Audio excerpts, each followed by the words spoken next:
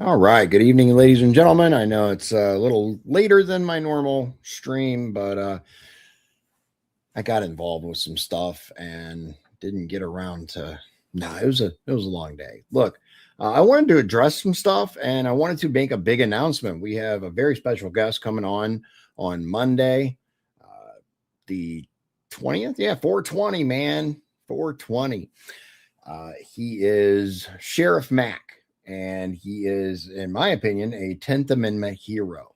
By all means, read the description and tune in Monday, 7 p.m. Central Time. As always, streams to multiple destinations. So, dude, the primary in LaPorte County is getting buck wild. Uh, and not just LaPorte County. I mean, we've seen some crazy allegations regarding the Secretary of State's race. We have seen some crazy wild stuff with the commissioner race. Now we've got the prosecutors sending little jabs at each other, prosecutor candidates. So, and there's tons and tons of rumors. So we're going to get into it. I'm going to bring you guys up to speed. First, though, PSA, guys. I don't know if you've seen this. My wife actually showed me this, and it is quite disturbing. So apparently there is a new scam going around. It has to do with AI and using FaceTime and video calls. It's dangerous. Be very, very careful. So what they're doing is they're using AI deepfakes to create a fake image of your loved one, daughter, son, parent, whatever. People are getting FaceTime calls saying, "Hey, I got off of work early, or I got home from school early, or whatever. Come, I can't, my hands are full. Come open the door for me." And so people are doing it, and they're getting snatched or hurt or whatever. So make sure, my personal recommendation to everyone is make sure you and your family members have a code word, right? A word that only you guys know. And if something like this happens, demand the code word from them. Make sure that it's that person. Okay, so we're gonna get into the more fun stuff. So one one of the most ridiculous things I've seen is the I claim whatever that. So as you guys know, David Shelton is running for Secretary of State, right?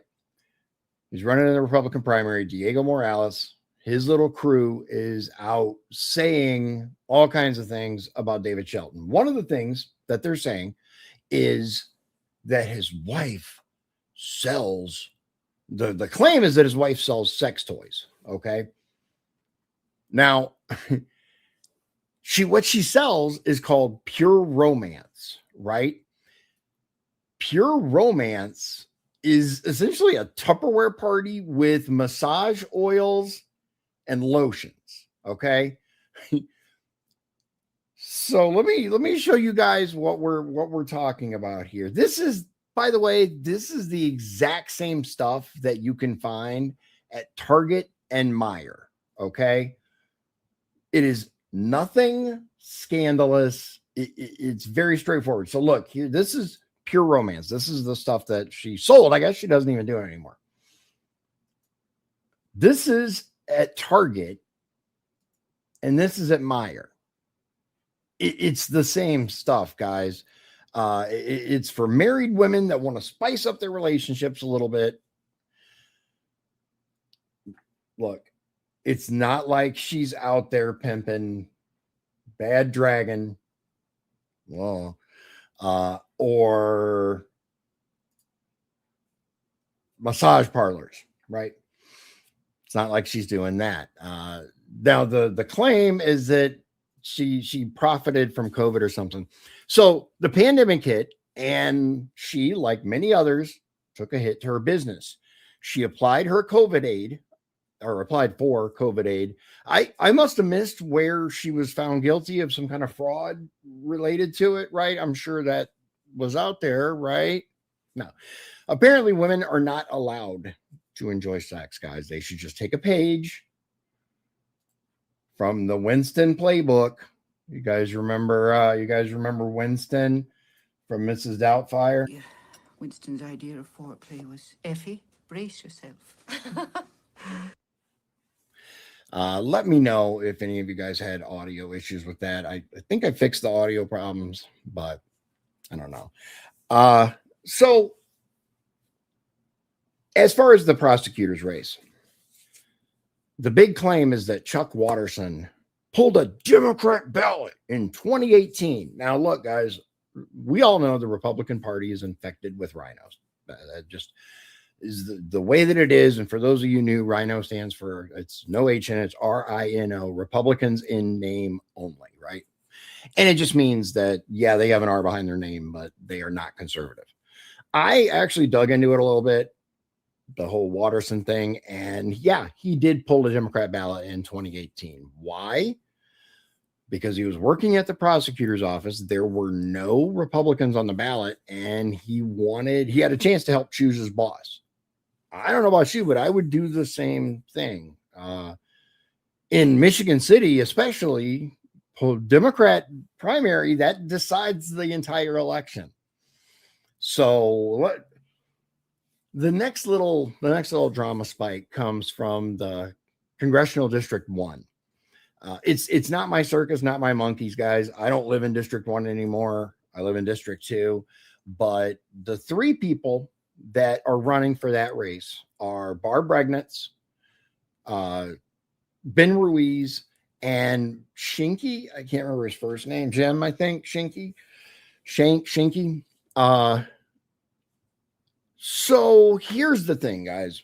Barb Regnitz got elected as county commissioner, and I asked one of her former supporters, and I say former because there's a group of people who are extremely conservative and who believe in very limited government.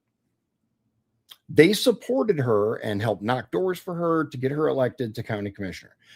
I asked them, I said, hey, because they're sharing Ben Ruiz stuff. And I said, weren't you guys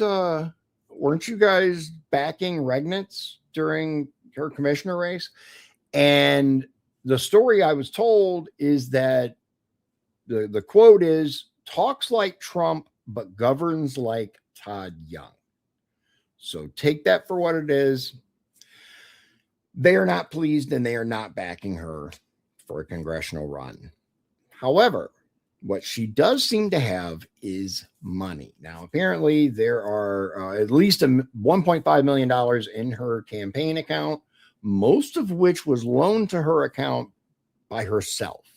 She got the bread to do that. I'm not entirely sure how she made all her money. She told me, but I forgot. It's financial stuff. So for those of you who live in District 1, by all means, guys, look into it. I am not endorsing anybody. I am not saying vote for anybody. I know the people that I know personally, I talk to, and I get their impressions, and they are not happy with Barb.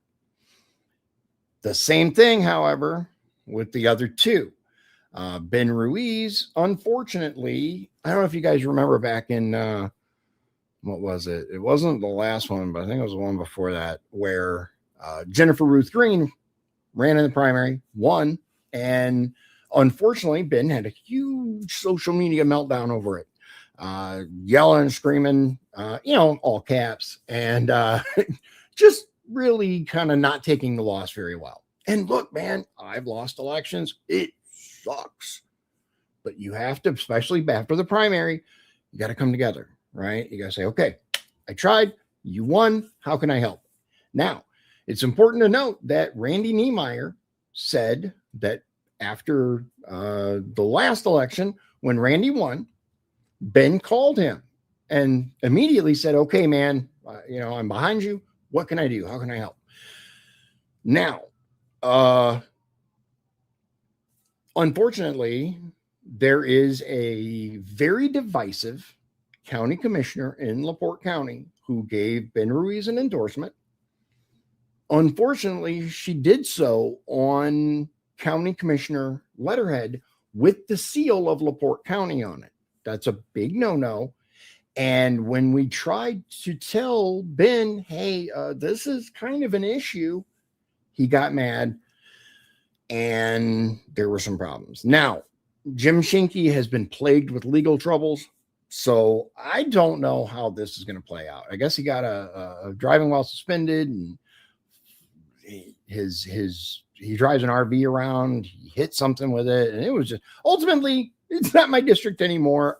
I wish you guys and gals luck. Can any of these three beat Mervan in November? We shall see. Zooming into my state rep race, which is District 20, Pressel v. Haney. So Jim Pressel is the incumbent. Look, guys, he's a nice guy. Always seems to be. He's always been very friendly to me. And he actually went out of his way to show me around in Indy when I ran for District 9. It was interesting. Not in a bad way. He was really, really nice and showed me around, and it was really good. I have seen him be an incredibly loving grandfather, and he dotes on his grandkids. It's nice to see. But it's a big ghetto booty. I vehemently disagree with some of his voting choices. And look, if we can't scrutinize someone's voting record as an elected official, then what's the point of this whole thing? We might as well just have a monarchy or something and be done with it.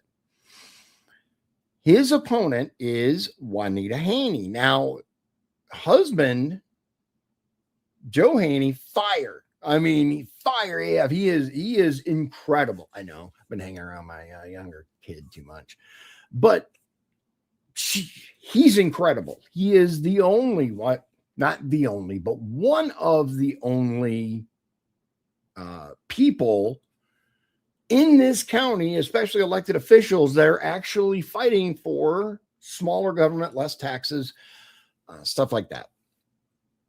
Now, what does she stand for, though? Her husband, cool. What does she stand for? Well, if you guys saw my interview with her, you'll know she is a conservative. She's been pretty apolitical, trying to stay out of it and support her husband, but she just got tired of waiting around and hoping that someone would take up the mantle to run against the incumbent. I don't know how that's going to work out. We shall see. There are a lot of really, really angry people about NIPSCO, and they blame Jim Pressel for their NIPSCO bills. Now, as I said during the interview with Juanita, Jim Pressel didn't set the NIPSCO rates. However, he was part of the legislature that okayed some of the stuff that is going on and allowed rates to increase. He voted for some stuff. He chose not to support amendments that would have made things better. By all means, guys, learn it. Especially if you're in the district, learn what he did and did not vote for and whether you agree with it. I am so tired of mailers, guys. Like every day I go out to my mailbox and there's some kind of political mailer in there. I'm sure you're just as sick of them as I am. Okay. Politics almost done. And then we'll get into some, what I believe is very interesting, but also very disturbing stuff. And then I have some good news for you guys. So stick around just another minute. So we have the commissioner race, the incumbent Grammarosa and the newcomer Jody Slavoff. Now, the claim was that Jody had some back taxes he didn't pay. Jody did a live stream, showed on the IRS website that he owes $0, allegedly. I don't know. I haven't seen it yet. I was at the gun show today and then had some other stuff. And the reason I was at the gun show is because I'm involved with an organization that has been around since the 60s. I'm actually on the board, and it's called Live Free USA, American Survivor.org, I think .com.org. Let me see. The website is currently influx.org, americansurvivor.org. There is some incredible information on that page. We do a newsletter. We are organizing. It's called Camp Independence, and it's going to be September of this year. It's going to be in Wheatfield, Indiana, by the Jasper Pulaski Fish and Wildlife area. I'm trying to get the exact day for you guys. September 19th. Now we're going to have on-site camping and parking and all kinds of stuff. I'm going to have a lot more information coming up, but we're trying to get some vendors there, some training there, some classes. We're trying to make it focused for not just people that, want to survive the apocalypse. That's great. But families to learn natural disaster prep. That's a lot more likely than total societal collapse, at least in the short term, right? So I would really like for this to be a family-friendly event. That's our plan. The kids come out, we can pull them away from their phones for a few moments and teach them how to survive, because we can be happy and think everything's going to be okay for as long as we want. But when the snow falls or when the tornado hits, we just had a tornado here down the road last night. Power goes out. When I lived in Michigan City, the power's out for 4 days. And with NIPSCO firing the union people and bringing in these outside contractors, I anticipate we may have longer power outages. But more on that later, especially once I have some more concrete information about vendors and classes. I do know a couple of them that are going to be really, really good. Hopefully some of these vendors that I'm excited about will be able to be there. We'll see. Okay, so this I want to show you guys, and this is messed up. I'll get into the full story in just a second, but let me show you. This is wild. Oh, okay. Why is my that means let me go back to the other one because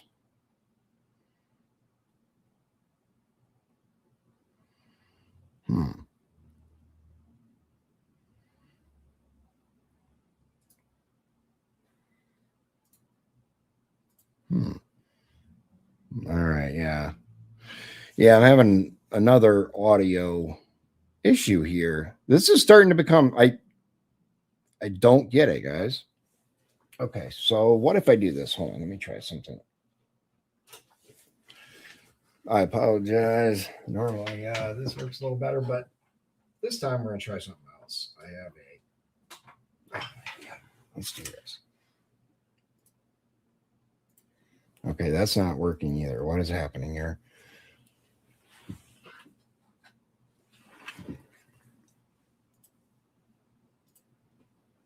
Is this muted or something? Like it was. No, I don't want to log in. I just want to. Oh. Okay. Rape Academy. There we go. I'm dumb. I'm dumb. All right. Turns out the 62 million visits to a Rape Academy in February was a slow month because this is March. Nearly 82 million visits to the online Rape Academy, where men taught other men about what kind of doses to use on their partners as to make sure they didn't OD, so that they could incapacitate them and then assault them on camera or live stream, where men uploaded tens of thousands of videos or even charged people $20 per viewer to watch them assault their partners, where they continue to provide tips on how to do it. And it'll surprise no woman on the planet that when they came forward, especially with the one here who came forward about her husband spiking her tea with their son's sleeping medication so he could continually rape her, people said things like this. Yeah, but he's your husband, but weren't you awake? So it's not quite the same thing as being taken in an alleyway, is it? I would argue it's worse because she should have been able to trust her fucking husband to make her a cup of tea. So yeah, March. Yeah. So I will say that a lot of times, you know, the take of some of these people online is a little wild. I wholeheartedly agree with this woman. And apparently there are men that find out their friend will find out that they're doing this to their partner, and the friend doesn't do anything other than go, yeah, you're not a good person, dude. Listen, as a man, I'm here to tell you, you should be protecting your significant other, that you are the one person they should be able to rely on to not hurt them, to not abuse them, to not take advantage of them. If your friend comes to you and tries to involve you in some crazy ass shit like this, do something about it. Warn the partner, call law enforcement. This is disgusting. Absolutely disgusting. As a man, you should be protecting women, not preying on them. The fuck is wrong with some of these people, man? Like, legit. This whole thing started, and I'm gonna break it down for you. This whole thing started because my wife was talking about this, and she's like 60 million views, I guess. And I countered with, was that individual visits or was that like total? Because just like YouTube, you may visit YouTube several times in the same day. I know it's not the same thing. Just hear me out. That's all. Obviously, this was not the right response.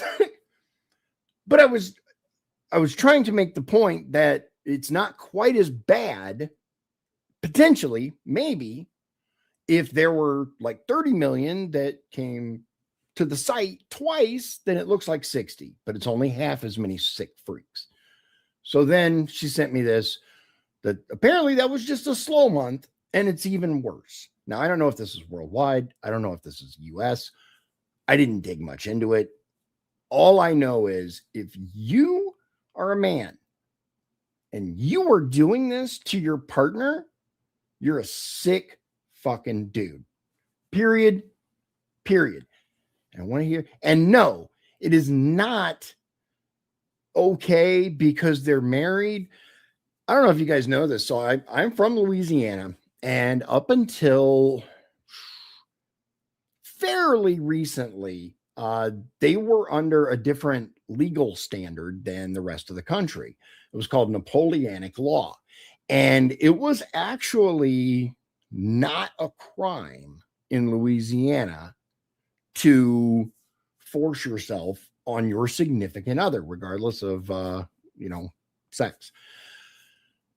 That's changed, thankfully, but it was a horrifying moment when I realized that, and I learned about the sickness that infects some people, that they feel the need to force themselves on other people. Thankfully, the law has been changed. It's now in line with the rest of the country, and yeah. But this was exceptionally disturbing, and I wanted to show you guys that it is heartbreaking and infuriating both at the same time that there are people out there that somehow think this is okay. And this particular thing makes me understand why so many women just go, yeah, I'll take the bear. Thank you. I get it, guys. Remember, Monday, Sheriff Mack will be joining us. He founded CSPOA. You guys will find out all about it. Read the post. By all means, visit the website. It's interesting. We're going to dig into it probably after the interview. But until then, hey, I appreciate you guys taking the time to hang out with me, and I'll see you again real soon. It's been a long day, so I'm going to crash here soon. But God bless you. God bless Indiana. And God bless the United States of America. Hope you have a great evening. And I'll see you soon. Good night. Appearance on Dion's Daily Dose does not imply endorsement from or by any candidate or guest. The views, thoughts, and opinions expressed by Dion Bergeron or Dion's Daily Dose are his own and do not represent the views, thoughts, and opinions of any guest. Material and information presented is for general information purposes only. The Dion's Daily Dose name in all forms and abbreviations are the property of its owners, and its use does not imply endorsement of or opposition to any specific organization, product, or service. If you'd like to support the show, please visit our Patreon at patreon.com/Dion's Daily Dose.